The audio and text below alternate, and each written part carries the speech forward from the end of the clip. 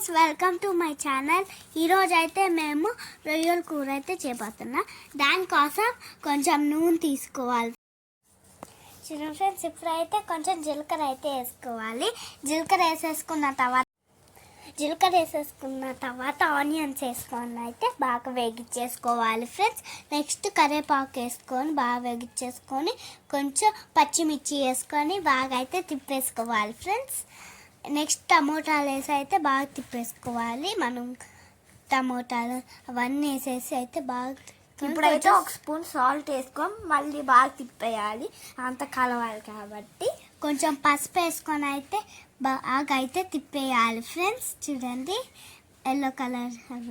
ఇప్పుడైతే అల్లం పేస్ట్ వేసుకొని అది కూడా బాగా తిప్పేయాలి, అంత కలిసేంత వరకు అట్లకంతా చూడాలి, ఇట్లయితే తిప్పేయాలి. నెక్స్ట్ రొయ్యలు వేసుకోవాలి ఫ్రెండ్స్. మనం వాష్ చేసుకున్న రొయ్యలు మొత్తం ఇట్లా వేసేసుకొని బాగా అంటుకునేదాకా కలిపేయాలి.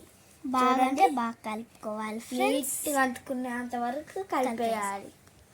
అప్పుడే అంతటికి అంటుకొని కూర బాగా వచ్చింది, చాలా టేస్టీ కూడా వచ్చింది. ఒకసేపు మరిగిపోయిన తర్వాత తీసి కొంచెం సేపు బాగుందో లేదో చూడాలి.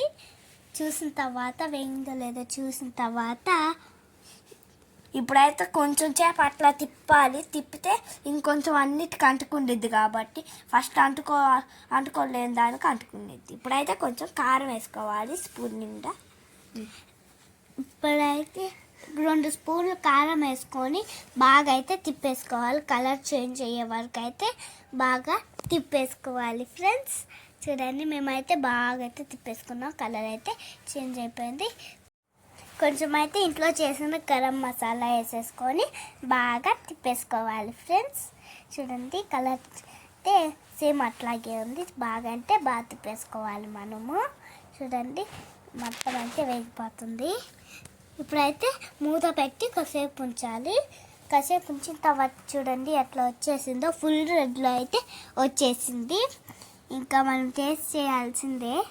చూడండి, బాగా అయితే కూర అయితే బాగా వచ్చింది. చూడండి, ఇంకొంచెం సేపు తిప్పితే బాగా అయితే అయిపోయింది. ఇంకొంచెం సేపు ఫ్రై చేస్తే అవి అయితే బాగా వచ్చేస్తాయి. నేను చూస్తుంటే ఊడిపోతుంది ఫ్రెండ్స్. తినాలనిపిస్తుంది నాకైతే. కొంచెం అయితే కొత్తిమీర వేసుకోవాలి ఫ్రెండ్స్.